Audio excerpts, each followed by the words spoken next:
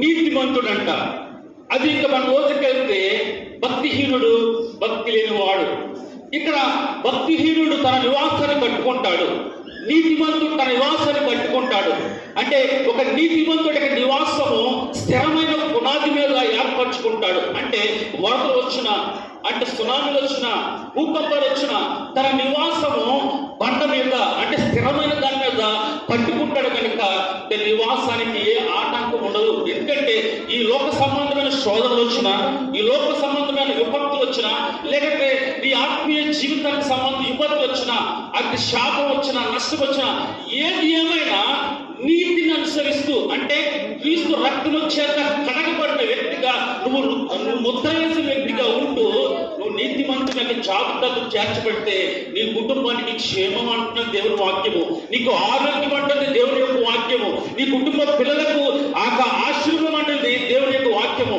ఈ రోజున నీతి అనేది పక్కన పెట్టేసి అనీతిమంతులుగా ఈ రోజున లోకము, ఆఖరికి విశ్వాసులు, క్రైస్తవులు అనబడుతున్న మనము నీతిని విడిచిపెడుతున్నాము.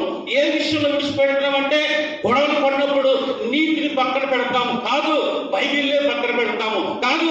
ఇక నువ్వు రోజు ధ్యానిస్తున్న ఆ ధ్యానాన్ని, ఈ రోజు నువ్వు ప్రార్థిస్తున్న ప్రార్థనని పక్కన పెట్టి నీ నిజ వేషాన్ని ధరించుకుని పోట్లాడడానికైనా, దెబ్బలాడడానికైనా, ఇక మాటల వైఖరిని చూపించడానికైనా, నీ కోపాన్ని వ్యక్తపరచడానికైనా నువ్వేం చేస్తున్నావంటే అక్కడ నీ నీతిని నువ్వు పాడు చేసుకుంటున్నావు. ఈ రోజున యవనస్తులు తన నీతిమంతులుగా, అంటే యవనస్తుల జీవితాల్లో నీతి అనేది కనపడతలేదు. యవనస్తుల యొక్క బ్రతుకుల్లో నీతి అనేది ఎక్కడో దొరుకుతుందేమో అనుకుంటారు. కానీ ఈ రోజున నీతిమంతుడిగా నువ్వు తీర్చబడాలంటే, నీతిమంతుల జాబితాలో నీవు కుటుంబము నీవు ఉండాలంటే నీకు ఒకటే ఆధారము, వాక్యమే నీకు ఆధారము. నీకు ఒకటే ఆధారము, వాక్యమే నీకు ఆధారము. ఆ వాక్యాన్ని పట్టుకొని దినదినము నీవు సాధకము చేసినట్లయితే ఆ వాక్యము నీతో మాట్లాడుతుంది, నేను బలపరుస్తుంది, కురికినప్పుడు నేను లేవనిస్తుంది, నేను విడిపిస్తుంది,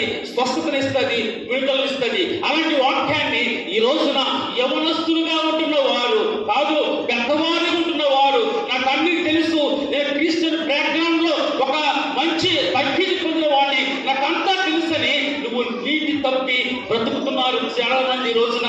అలాంటి వారికి దేవుడు హెచ్చరిస్తున్నాడు, వాళ్ళ కుటుంబములు పాడైపోతాయంట, వాడు శోధనలు కూడా నలిగిపోతారంట. వాళ్ళు క్రీస్తు రక్తం చేత కడగబడకుండా వారు లోక సంబంధమైన జీవితాన్ని అనుసరిస్తూ ఉంటే వారి శాపము వారికి వెంటాడుతుందంట. దేవుడు వారితో అంటున్నాడు, వారి యొక్క నివాసము పాడైపోతుంది. ఈ రోజున చాలా మంది యొక్క దీపాలు ఆరిపోతున్నాయి. ఎందుకంటే వాళ్ళ యొక్క జీవితం యొక్క ఆ శైలిలో బ్రతకవలసిన సంవత్సరములు 60 సంవత్సరములు 70 సంవత్సరములు అయితే 20 సంవత్సరాల్లోనే వారి యొక్క దీపములు ఆగిపోతున్నాయి. కారణం ఏంటంటే వారు భక్తి జీవితాన్ని అనుసరిస్తలేదు. వారు భయంకరమైన శాపములోను, భయంకరమైన మాదక ద్రవ్యాలు, డ్రగ్స్ లోను, గంజాయిలోను ఈ రోజున అనేక మంది క్రైస్తవ బిడ్డలే, ఆ సేవకు బిడ్డలే, విశ్వాసుల బిడ్డలే దొరుకుతూ ఉంటున్నారు. ఎందుకంటే అంత బాధాకరమైన విషయం ఏంటంటే వాళ్ళ యొక్క పేరెంట్స్ పేరు చూసినప్పుడు, తల్లిదండ్రుల యొక్క పేరు చూసినప్పుడు స్వార్థమ్మ, పేతురు గారు మన వాళ్ళే క్రైస్తవులే, కానీ వీళ్ళందరూ దొరకబడుతుంది ఏంటంటే భయంకరమైన వాటిలో కీలకమైన పాత్రలు పోషిస్తూ ఆఖరికి వారి జీవితాలు శాపములకు పెట్టుకుంటున్నారు. వాళ్ళ జీవితాలు పాడైపోతున్నాయి. వాళ్ళ తల్లిదండ్రుల యొక్క ఆశలు నడియాశలైపోతున్నాయి. అదిగో అలా నీతిమంతులు అనుకుంటున్నారు. ఆ పిల్లలు తల్లిదండ్రులు అనుకుంటారు ఎక్కడికో దేశం వెళ్ళి వాళ్ళకి ఏదో కాయ కష్టం చేసి వారికి సంపాదించి వారిని ఒక మంచి స్థితిలోకి పెట్టాలని ఒక తల్లిగా, ఒక తండ్రిగా బాధ్యత కలిగి ఉంటారు. కానీ వాడు ఏం చేస్తారంటే నీ ఇష్టానుసరమైన జీవితం జీవించి తల్లిదండ్రులకు వ్యాధులను సృష్టిస్తున్నాడు.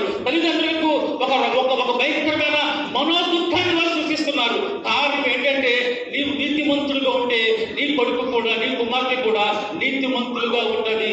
నీ కుటుంబము ప్రార్థనా జీవితంలో ఉంటే నీ యొక్క బిడ్డలకు కూడా ఆ ప్రార్థనా శక్తిని అవలంబించుకుని ఆ ప్రార్థన ఆత్మతో నడిపించబడతారు. ఎలా నడిపించబడతారు? వారు మార్గం అంటూ వెళ్తున్నప్పుడు ఆ వాక్యమే వారిని వెంబడిస్తూ ఉంటది. పాపం చేయకుండా వారి చేతులను పాపం వైపు వెనకుండా వారి పాదాలను దేవుని వాక్యమే అడ్డుకుంటది. అట్టి శక్తి గలది దేవుని వాక్యము. మన పిల్లలను, మన బిడ్డలను దేవుని యొక్క వాక్యములను పెంచేవారుగా మనమందరం ముందుముగా